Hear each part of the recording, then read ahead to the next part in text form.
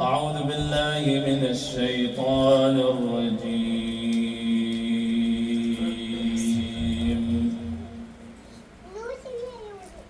بسم الله الرحمن الرحيم.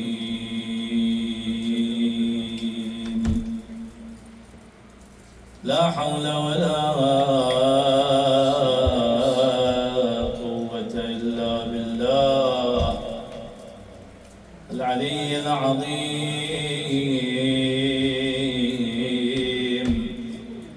إنا لله وإنا إليه راجعون. صلى الله عليك يا سيدي ومولاي يا رسول الله، وعلى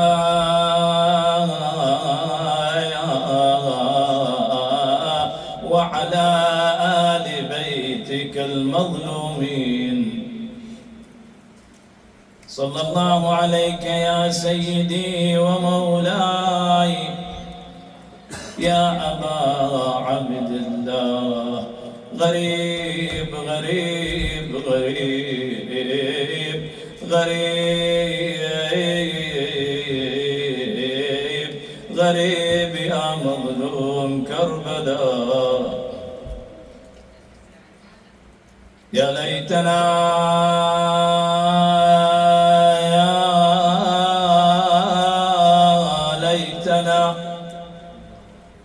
كنا معكم سيدي فنفوز فوزا عظيما. وجه الصباح علي ليل، وجه الصباح علي ليل مظلم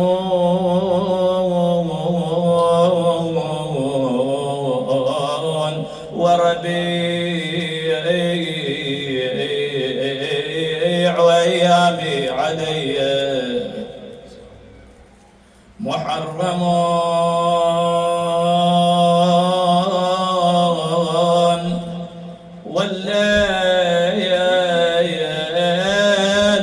والليل يجهد لي بأني ساهر إن طاب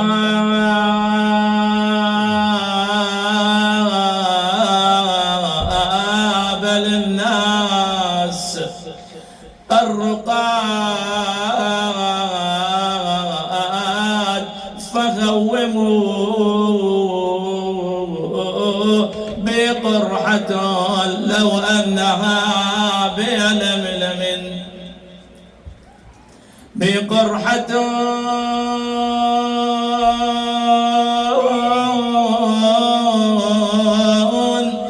لو أنها بلملم نسفت جوانبه وساياخ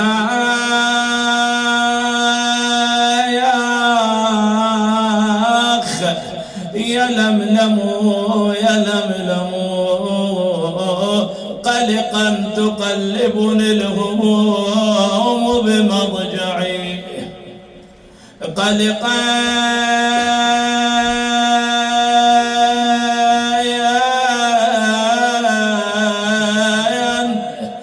تقلبني الهموم بمضجعي ويغرق فكري في الزمان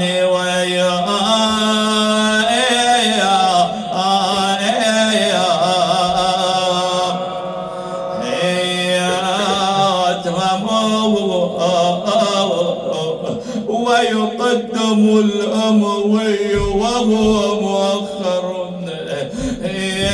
ويؤخر العلوي وهو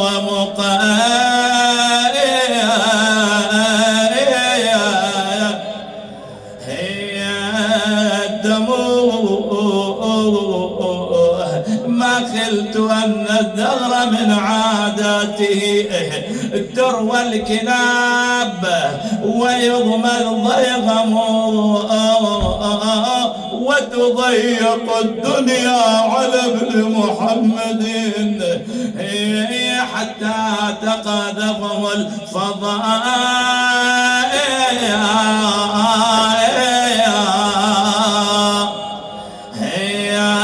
الأعظم خرج الحسين من المدينة خائفا وياي ساعدني خرج الحسين من المدينة خائفا كخروج موسى خائفا يتكتم وقد انجلى عن مكة وهو ابنها به تجرفت الحطيم وزمزم لم يدري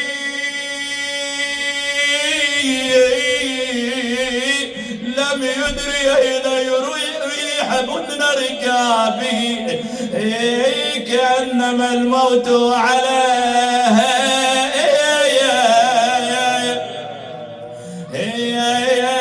محرم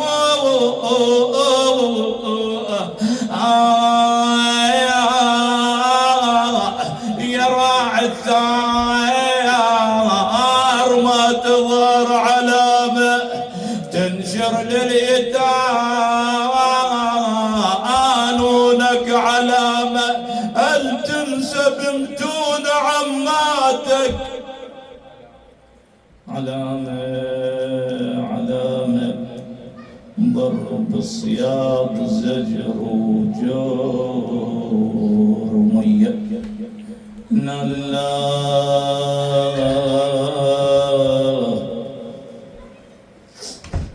وإنا إليه راجعون فسيعلم الذين ظلموا على بيت رسول الله أي منقلب ينقلبون والعاقبة للمتقين. قال الله تعالى في محكم كتابه الكريم بسم الله الرحمن الرحيم ونريد أن نمن على الذين استضعفوا في الأرض ونجعلهم أئمة ونجعلهم الوارثين.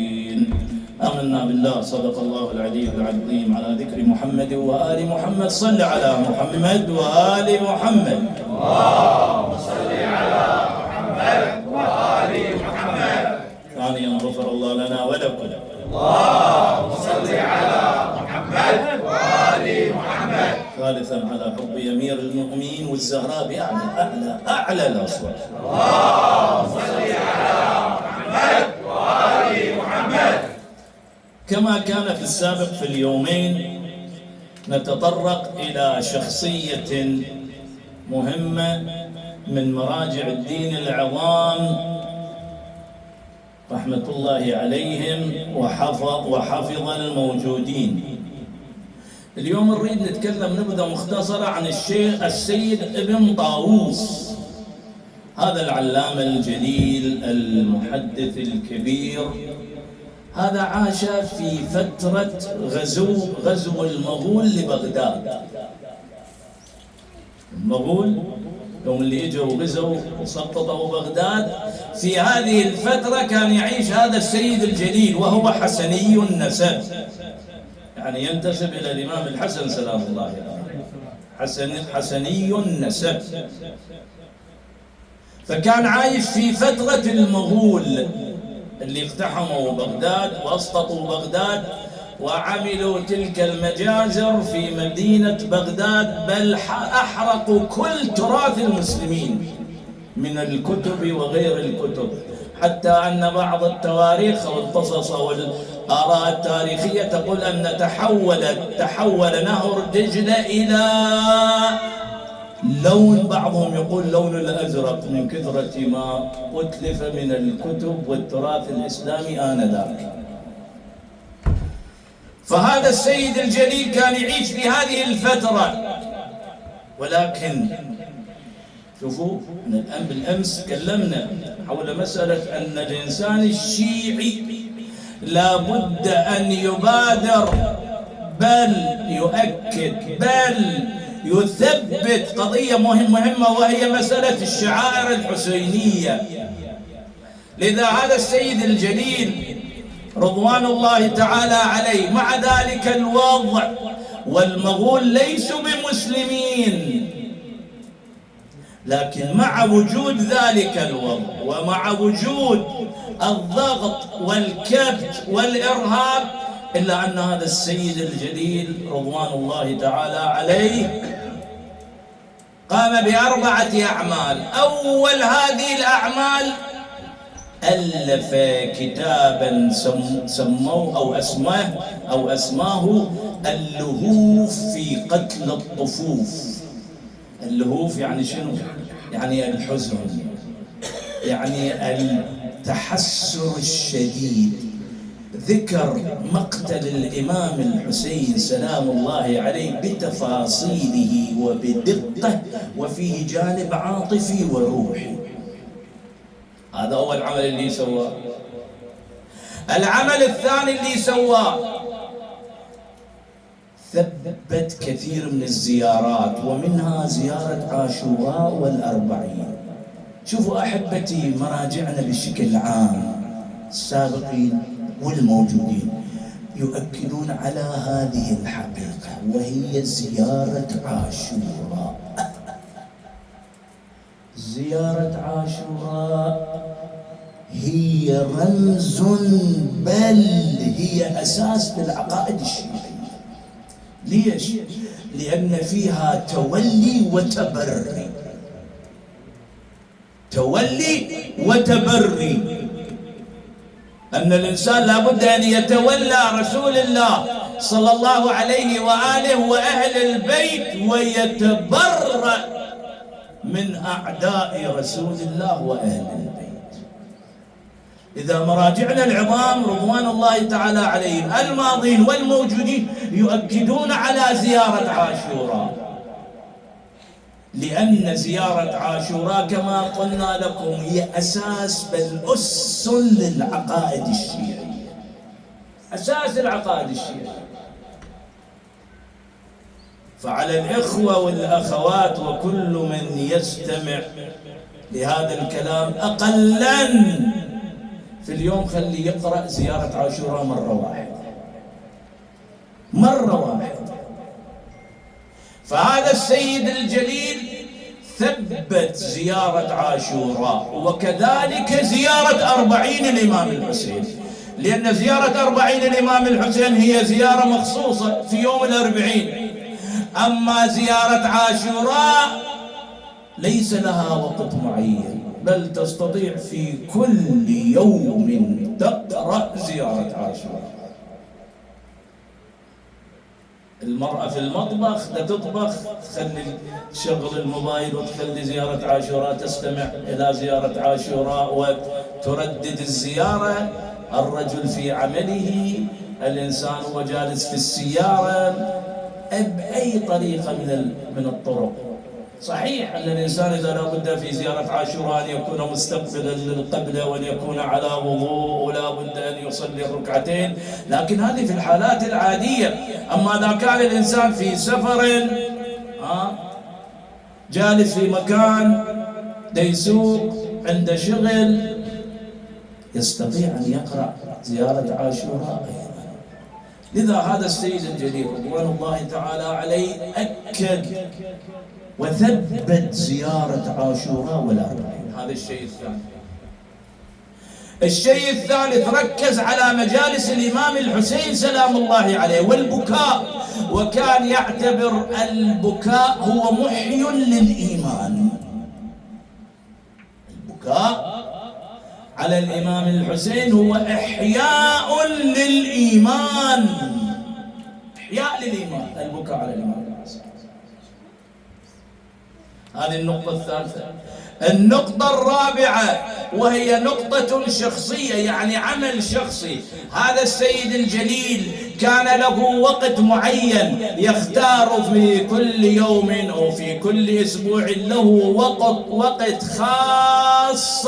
هذا الوقت ينصرف ويختلي بنفسه من أجل الإمام الحسين سلام الله عليه. يجعل له وقت مخصوص. هذا الوقت المخصوص هو للإمام الحسين. تصير خلوة، يجلس في مكان، يبدأ يختلي بنفسه ويرتبط مع الإمام الحسين عبر الزيارات، عبر أدعية معينة. فهذا السيد الجليل مع ذلك الوضع الإرهابي اللي كان يعيشه إلا أنه ما ترك الشعائر الحسين. مثل ما قلت بالأمس أن التشيع وصل إلينا عن طريق آلاف من التضحيات وسيل من الدماء. وصل التشيع إلينا. لولا هذه الدماء لما وصل التشيع إلي وإليك. زين، نرجع إلى هذه الآية المباركة التي توجنا بها الحديث. الله سبحانه وتعالى يقول: ونريد أن نمن على الذين استضعفوا في الأرض ونجعلهم أئمة ونجعلهم الوارثين. تعالوا معي خلينا نشوف مفردات هذه الآية المباركة. أولا الله سبحانه وتعالى يقول ونريد. الله عندما يقول ونريد يعني ماذا؟ يعني يعطي فضل، يتفضل على العباد، تفضل على العباد من قبل رب العزة والجلال. عندما يقول ونريد، صحيح هو فعل مضارع وله ضمير المتكلم، لكن بالنسبة لله هذا تفضل وإنعام من قبل الله سبحانه وتعالى على البشر. عندما يأتي ويقول نريد أن نمن على الذين استضعفوا. من المستضعف في هذه الآية المباركة؟ أمير المؤمنين سلام الله عليه يقول: نحن أهل البيت المستضعفون. شنو يعني المستضعف؟ المستضعف يعني أنه هناك إنسان مستبد ومتكبر وديكتاتور يسيطر على الناس ويستضعفهم. إذا أهل البيت سلام الله عليهم لو قرأت سيرة حياتهم نشوف أنه واقعا كانوا من المستضعفين، لأن الحكام الظلمة كانوا يطوقون أهل البيت، مو بس أهل البيت، حتى أعوان أهل البيت. حتى الإمام سلام الله عليه ما كان يستطيع أن يتصل بأعوانه. فالمستضعف هو ذلك الشخص الذي يأتي إنسان مستبد وديكتاتوري وظالم يتسلط عليه. ونريد أن نمن على الذين استضعفوا في الأرض. الآية كملها: ونجعلهم أئمة. قبل ما نتطرق إلى هذه المسألة شوي أيضا نتكلم عن الأصل الآية، وأن هذه الآية في سورة القصص، وسورة القصص هي سورة مكية، وهذه الآية آية رقم 5. ليش؟ لأن الفئة المؤمنة في زمن رسول الله خصوصا في قريش كانت فئة مضطهدة قلة، وهناك كبت وإرهاب وظلم وتعذيب ومصادرة حقوق ومصادرة أموال. لذا الله سبحانه وتعالى عندما أنزل هذه الآية أعطى أمل لهؤلاء المسلمين، أعطاهم أمل. وذكر قصة نبي الله موسى عليه السلام مع بني إسرائيل، وكيف أن الله سبحانه وتعالى قضى على فرعون. يريد يعطي أمل للمسلمين أنه صحيح الآن أنتم في حالة استضعاف، لكن بعد فترة الله سبحانه وتعالى يمكنكم، وسوف تناطحون الشرق والغرب. مو وصلت الدولة الإسلامية إلى بلاد الروم، مو كانوا يروحون ارسل الرسول الأكرم صلى الله عليه وآله رسل أسلم تسلم، كانوا يناطحون. وصلت الحضارة الإسلامية أن يناطحوا بلاد كسرى، يعني بلاد فارس كسرى والروم. فالله أراد أن يعطي هذا الأمل، كما ذكر لهم قصة موسى عندما أهلك الله سبحانه وتعالى فرعون في اليم. فالله سبحانه وتعالى في هذه الآية يريد أن يعطي أيضا هذه المسألة للأمة الإسلامية، هذه الأمة الفتية المبتدئة، أنه انتبهوا صحيح في ظلم الآن اضطهاد كبد، لكن لو هذا سوف يتحول هذا الضعف إلى قوة وإلى تمكين. إذا الله ماذا يقول؟ يقول ونجعلهم أئمة. أحبتي أخوتي أخواتي المؤمنين والمؤمنات، شوفوا هذه اللحظة، هذه الفقرة. الله في هذه الآية المباركة شنو يقول؟ يقول ونجعلهم أئمة، مثل إني جاعلك للناس شنو. فإذا الجعل مو بالانتخابات، الجعل يعني نص من قبل رب العزة والجلال. ما عندنا إمام يصير بالانتخابات ولا بالشورى ولا بالأكثرية ولا بالأغلبية. الله ده يقول ونجعلهم. إذن الإمام مجعول من قبل رب العزة والجلال، كما أن الخليفة أيضا هو جعل إلهي. ما في بعد هناك الشورى وما أدري أكثرية وأغلبية وانتخابات. الجعل الإلهي يعني نص ثابت، كما نص رسول الله صلى الله عليه وآله على ولاية أمير المؤمنين بالنص الثابت في حديث غدير خم، نص ثابت. فالله في هذه الآية المباركة يقول شنو؟ ونجعلهم أئمة ونجعلهم الوارثين. شنو معنى الوارث؟ وإلى مصطلح أن نقول هذا الابن يرث الأبوين، أو الأبوين يرثان الابن، أو الابن يرث الجد، وهكذا الجد يرث ابن الابن، وهكذا. لكنه هنا المراد بالوارثين لا، هو من يرث الأرض وما عليها. يعني منو؟ من اللي يرث الأرض وما عليها؟ صاحب العصر والزمان الإمام الحجة المنتظر. اللهم صل على محمد وآل محمد. شوف أحبتي إخواني أخواتي، أجمع مفسرو الشيعة أن هذه الآية المباركة مرتبطة مباشرة بصاحب العصر والزمان، عجل الله تعالى في فرجه الشريف، مباشرة مرتبطة، لأنه هو الإمام المجعول، وهو الذي سيرث الأرض وما على الأرض. عندما يبعث الله الإمام، هو الإمام المفروض الطاعة، وهو الذي يرث الأرض ومن على الأرض، هو الإمام الحجة سلام الله.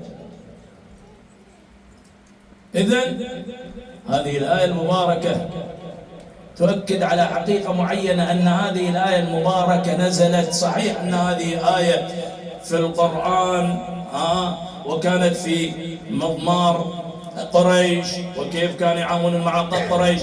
لكن أهل البيت يقولون أن هذه الآية المباركة تختص صاحب العصر والزمان سلام الله عليه. على ذكر صلى على محمد وآل محمد. اللهم صل على محمد وآل محمد. إذن هذه الآية المباركة مخصوصة للإمام الحجة.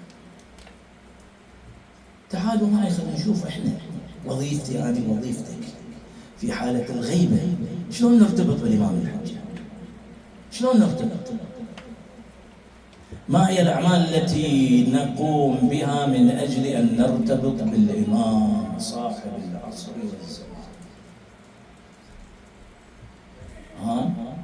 أول شيء لا بد أن نعرف الإمام حق معرفته. ما يكفي أنه تعرف الإمام لأن أبوه الإمام الحسن العسكري وأمه سلام الله عليها نرجس وعمته كذا وولد في يوم كذا وغاب الغيبة الصغرى وبعد ذلك الغيبة الكبرى. هذه كلها أشياء معلومات جيدة، لكن تعرف المعرفة الحقيقية للإمام الحجة. الإمام الحجة ماذا يريد مني ومنك في هذا الوقت؟ الآن الإمام غايب، شنو يريد مني ومنك حتى أعرفه؟ ماذا يريد الإمام الحجة عجل الله تعالى في فرجه الشريف مني ومنك؟ وكما موجود عندنا في الروايات من مات ولم يعرف إمام زمانه مات شنو؟ كلكم أهل علم ومعرفة. وفي رواية أخرى ينقلوها المخالفين أنه من مات ولم يكن في رقبته بيعة مات ميتة الجاهل. إذن معرفة الإمام مسألة أساسية جدا جدا أساسية. يعني إذا أنت ما تعرف إمامك ما يكفي قلت فقط الاسم والأب والأم، لا، المعرفة الحقيقية للإمام لابد تعرف الإمام معرفة حقيقية. إذا ما تعرف الإمام معرفة حقيقية راحاني وأنت نموت موتة الجاهل، موتة الجاهل. فلا بد أن نعرف الإمام ماذا يريد مني الإمام. الروايات التي تقول وكثير منها أن عملي وعملك، في بعض الروايات في كل يوم يعرض عملي وعملك على الإمام الحجة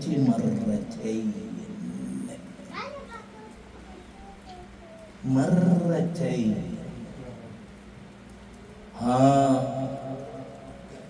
هسه بعض الروايات تقول كل اسبوع، حتى لو قلنا كل اسبوع، حتى لو قلنا كل شهر. أنا هذه الأعمال اللي يوميا أسويها ترضي الإمام الحجة سلام الله عليه. لا، هذه الأعمال اللي أنا أسويها ما أجرح فيها قلب الإمام الحجة سلام الله عليه. لازم أراجع نفسي أشوف هذه الأعمال اللي أنا خلال 24 ساعة اللي أسويها ترضي الإمام الحجة راضي عني. لو هذه الأعمال اللي أنا أسويها في خلال 24 ساعة تجرح قلب الإمام، هذا الإمام اللي إحنا متمسكين به وندعو له بتعجيل الفرج، أنا لي كل يومية أكسر قلب الإمام سلام الله عليه. ألا يحتاج الإنسان أن يراجع نفسه ويحاول قدر الإمكان أنه ما يخطو خطوة إلا ما يفكر أن هذا عملي يرضي الإمام أو لا يرضي الإمام، هذا عملي فيه نفع لي ونفع لسيدي ومولاي صاحب العصر والزمان أو لا، في ضرر لي، بل هذا الضرر يسري إلى صاحب العصر والزمان. ساعد الله قلبك سيدي ومولاي. شنو هذا القلب الكبير؟ ملايين من البشر كل يوم تعرض أعمالهم على الإمام. ايش قد يتأذى الإمام؟ شنو الصبر والتحمل؟ إذن لابد أن أعرف الإمام الحجة معرفة الحق، وأن أحاول أنه أي عمل يجرح قلب الإمام أتوقف عنه، ما أخطو أي خطوة قبل ما أشوف أن هذا العمل جيد يفرح الإمام الحجة أم لا يفرح الإمام الحجة. هاي مسألة جدا مهمة. هذا الشيء الأول. الشيء الثاني بالنسبة إلى ارتباطنا بالإمام أنه نجدد البيع مع الإمام أقلا كل يوم. في صلاتك احنا مو عندنا 5 صلوات، صحيح أوقاتها 3 لكن 5 صلوات. في القنوت تدعو هذا الدعاء: اللهم كن لوليك الحجة. ما تخسر شيء. هذا بحد ذاته هو تجديد للبيعة. أنت إذا كان عندك واحد مسافر وعزيز عليك، تشوف إذا ما تتصل بي يوميا بين يوم ويوم، إذا ما تتصل بي كل أسبوع، وهذا إمامك صاحب العصر والزمان، ألا يستحق هذا الإمام أن أرتبط به أقلا باليوم في القنوت 5 مرات أقرأ هذا الدعاء، وإذا أريد أن أقوم بأعمال أخرى فبها ونعمت. ولكن هذا يدخل ضمن تجديد البيعة بالإمام. جدد البيعة مع الإمام صاحب العصر والزمان كل يوم.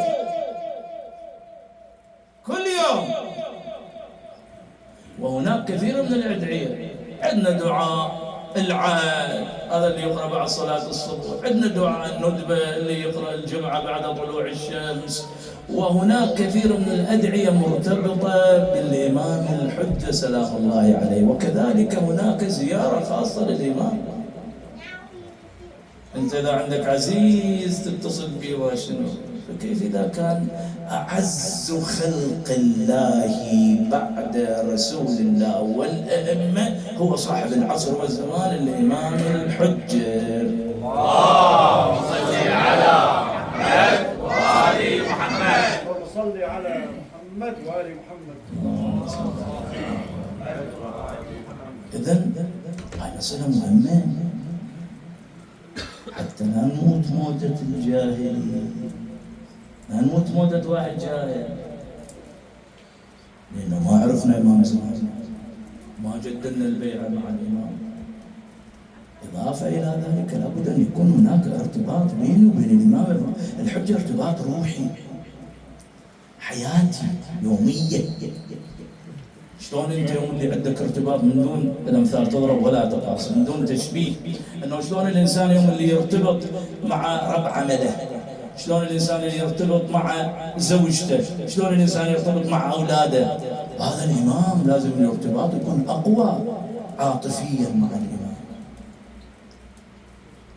لا نعتبر ذكر الامام هكذا عارض، تذكر الامام من دون ان تعمل أي شيء، من دون أن تحترم، من دون أن تقدر، اسم فقط. فلا بد أن نرتبط بالإمام الحجة سلام الله عليه ارتباط عاطفي. وحضور هذه المجالس الحسينية هو أيضا يدخل ضمن المواساة للإمام صاحب العصر والزمان. وهذا يدخل ضمن شنو؟ تجديد البيعة. وهذا أيضا يدخل ضمن دائرة الارتباط العاطفي بالإمام الحجة. فلا نترك هذه المجالس، ما نتركها. احنا غير حسين ما عندنا، احنا غير حسين ما عندنا وسيلة، ووسيلتنا إلى الله الإمام الحسين. فحضوري وحضورك في هذه المجالس هو في حد ذاته أو بحد ذاته هو تجديد البيعة للإمام الحجة المنتظر. اللهم صل على محمد وآل محمد. وأيضا هو وهو أيضا ارتباط بالإمام الحجة، ارتباط عاطفي. الكل يعرف أن الإمام الحسين كان عنده طفلة شنو اسمه؟ لا العليلة فاطمة سلام الله عليلة. إن شاء الله ماكو في هذا المجلس واحد عنده ابن أو بنت عليلة، خصوصا إذا كانت طفلة وعليلة، هذه تكسر الخاطر. الإمام الحسين بأبي وأمي كان عنده هذه الطفلة العليلة، وهو يريد يروح الكربلاء. شلون ياخذها وياه؟ مش طريق بعيد وهي عليلة، يمكن تموت في الطريق. يتركها في المدينة، صعب على الأب أن يترك بنته أو ابنه، والابن عليل صعب جدا على الإمام الحسين. أرباب المقاتل يقولون في الليلة اللي يراد الإمام الحسين صباح تلك الليلة أن يخرج إلى المدينة، يخرج من المدينة إلى كربلاء. جمع البنات والعلويات والنساء في مكان، وتكلم وياهم الإمام الحسين وقال لهم عدوا العدة، كل وحدة تجمع حوايجها، بكرة احنا رايحين إلى كربلاء. ذكر اسم رقية وسكينة وبقية العلويات إلا هذه الطفلة العليلة ما ذكر اسمها. خلص الإمام الحسين راح ذهب إلى داره. هذه العليلة جلست قاعدة تتفكر، ليش أبوها ما قال لها؟ نسى. كانت هذه الطفلة العليلة كل بين فترة ولحظة تروح أمام دار أبيها الإمام الحسين، تنظر إلى الإمام الحسين، تريد تدخل تقول له، تستحي وترجع. وكررت هذه الحالة عدة مرات. الإمام الحسين سلام الله عليه كان ينظر إليها ويعرف شنو تريد تقول، ولكن هذه الطفلة العليلة كسرت قلب الإمام الحسين. قال ماكو حل إلا وين أروح؟ وين أروح؟ يا زينب ذهب إلى دار سيدتي ومولاتي زينب. أخي زينب هذه العليلة قد كسرت قلبي. أشوفك كل ساعة تجي إلى باب داري تريد تدخل ولكن تستحي وترجع. تعاي نروح إلى خيمة، إلى دارها، إلى غرفتها، إلى حجرتها، ناخذ من خاطرها، نطيب خاطرها. جاءت سيدتي ومولاتي زينب إلى دار الفاطمة. قبل ما يوصلون إلى دار فاطمة سمعوها شو تقول هلي يا هلي يا غلي، هلي يا هلي يا غلي. باكر جنهم كلهم يشيلون وجني غريب وماني منهم، كلهم جنهم كلهم يشيلون وماني غريب ومنهم.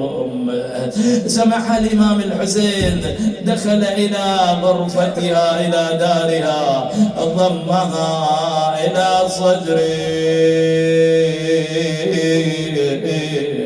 أخذها من خاطرها، طيب خاطرها، قال لها بني أنت مريضة وطريق السفر بعيد ونخشى عليك أن تموتي بالسفر.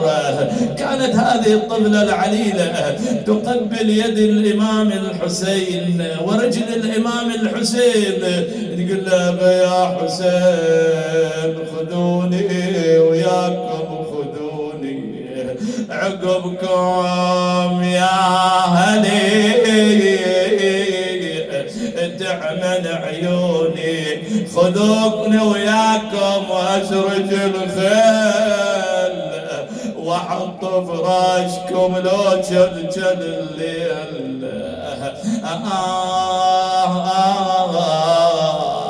قال لها بني إذا استقر بنا المقام سوف أرسل لك إما عمك العباس أو أخوك علي الأكبر. لا إله إلا الله. هذه العليلة بقت جالسة إلى الصباح وهي تضع يدها على خدها، أنجوى وذو حب ضعنهم وشلي غريب وماني منهم. اي والله وشلي غريب وماني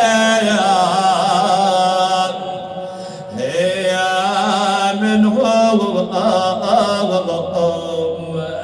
خرج ضعن الإمام الحسين من المدينة، بينما هو كذلك وإذا بالإمام يسمع صوت خلفه، التفت وإذا بالعليلة تقول له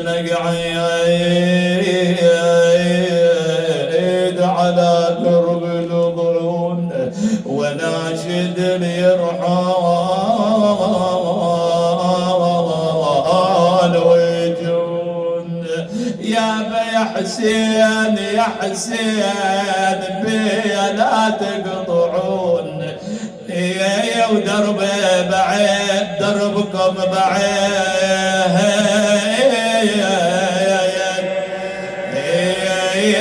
وخاف تبطلون. راحت قافلة الإمام الحسين إلى كربلاء. بعد ما استشهد الإمام الحسين رجعت القافلة إلى المدينة. سمعت هذه العليلة أن القافلة قافلة أبوها رجعت. ماذا فعلت؟ ذهبت إلى دار أبيها، نظفت ذلك الدار، رتبت محمل عبد الله الرضيع. جالت تقول هسه يجي ابويا واشوف ابويا، وهسه يجي عبد الله الرضيع ويلاقي عبد الله الرضيع. بينما هي كذلك يا موالين يا شيعة واذا بالباب تطرق، ذهبت هذه العليلة فتحت الباب واذا بها ترى ان امرأة قد حضنتها. امرأة حضنت هذه الطفلة الرضيعة. قالت لها يا أمة الله من أنت؟ قالت لا نزيه يا نبي يحجون عني.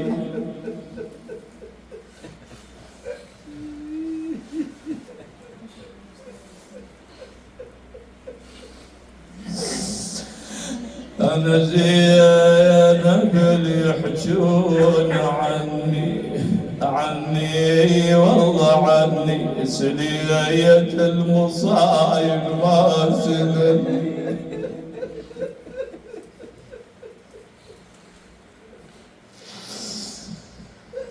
صايب حسين الدوني مني نزلا على عيوني وعمني.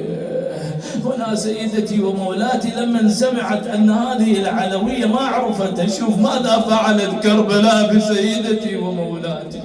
40 يوم حتى محمد بن الحنفية أخوه ما عرف زينب، ما عرف زينب. شوف مصيبة كربلاء ماذا فعلت بسيدتي ومولاتي زينب. هنا زينب بكت وصاحت يا عيوني يا عيوني أشوف كلكم بعد ما تعرفوني. أنا عتبي على أخوتي الضيعاني، أنا عتبي على أخوتي الضيعاني. بالأمس كانوا معي واليوم قد رحلوا وقد فلفوا في سويد القلب نيرانا. نذرون علي لا ينعادوا ولا